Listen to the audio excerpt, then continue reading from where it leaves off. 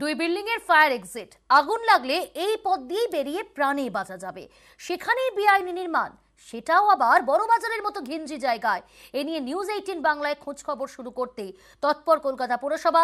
বেআইনি নির্মাণ বন্ধে তারা নোটিশ পাঠিয়েছে।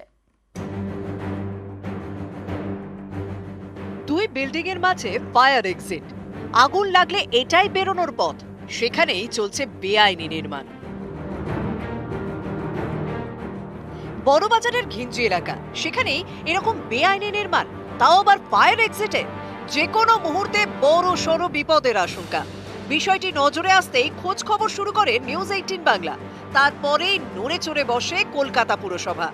বেআইনি নির্মাণ বন্ধে তারা নোটিশ পাঠিয়েছে বাড়ির মালিককে।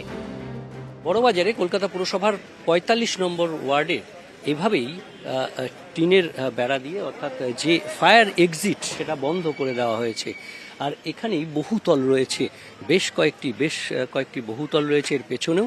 আর এই পুরো ফায়ার এক্সিট এখানেই যে নির্মাণ হয়েছে সেটাই বেআইনিভাবে করা হয়েছে বলে অভিযোগ। বেআইনি কাজ লুকোতে টিন দিয়ে জায়গাটি ঘিরে ফেলা হয়েছে। নির্মাণ কাজের জায়গায় ক্যামেরাও বসানো হয়েছে। বেআইনি নির্মাণের দিকে কার কার নজর পড়ছে তার উপরে নজরদারি চালানোর চেষ্টা, তাই এই সিসি ক্যামেরা। কলকাতার বড় বাজার রাজ্যের সব থেকে বড় পাইকারি বাজার, রোজ কোটি কোটি টাকার কারবার। এখানে জায়গার দাম আকাশে ছোঁয়া, সেখানে এরকম বেআইনি নির্মাণ। দুই বহুতলের ফায়ার এক্সিট দখল করে তৈরি করা হচ্ছে দোকান। যত পার্কিং টার্কিং এর জায়গা ছিল বাড়ির ভেতরে সব দখল করেছে এরা, আর অভিযোগ করে কোনো কিছু কেউ শুনে না। ফায়ারের লোক যেতে পারবে না, ফায়ার গাড়ি তো ছেড়ে দিন। আমি তো দেখছি, আমি তো কমপ্লেন, আমি কি মারামারি করতে যাব? ওখানে ১,০০০-২,০০০ লোক এসে একটা হয়ে যাবে। ১,০০,০০০ টাকা মিনিমাম স্কোয়ার ফুট, ওখানে জায়গায় পাওয়া যায় না।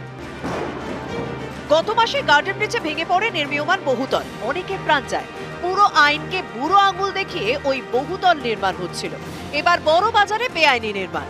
স্থানীয়দের অনেকেরই অভিযোগ এর পিছনে পুরসভার ইঞ্জিনিয়ারদের একাংশের মদত রয়েছে।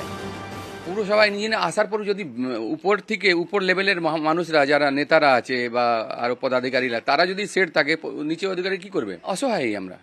ইললিগাল কনস্ট্রাকশনের ক্ষেত্রে জিরো টলারেন্স। পার্সন রেসপন্সিবল করে দাও, যারা এসি তারা গিয়ে লগবুক সিস্টেম করে, যেটা এখন করলো লগবুক করা। নিশ্চিতভাবে এখন যা হয়েছে লগবুকে ওরা এন্ট্রি করবে, না করলে সাথে সাথে সাসপেন্ড হবে। ক্যামেরায় বিপুল ঘোষের সঙ্গে বিশ্বজিৎ সাহার রিপোর্ট, নিউজ 18 বাংলা। গাছেদের বাসা বদল, সরানো হবে ব্রিগেড প্যারেড গ্রাউন্ডের 29 পুরনো গাছ। ভিক্টোরিয়া স্টেশনের জন্যই সরানো হবে গাছ। জোকা এসপ্ল্যানেড মেট্রোর জন্য গাছ সরানোর সিদ্ধান্ত। প্রস্তাবিত মেট্রো স্টেশনের কয়েকটি গাছ নিয়ে জট। 80 বছরের পুরনো বট সহ 29 গাছ সরানোর উদ্যোগ। বিশেষজ্ঞদের পরামর্শেই সরানো হবে গাছগুলো। ব্রিগেড গ্রাউন্ড থেকে বেলেঘাটায় স্থানান্তর হবে গাছগুলো।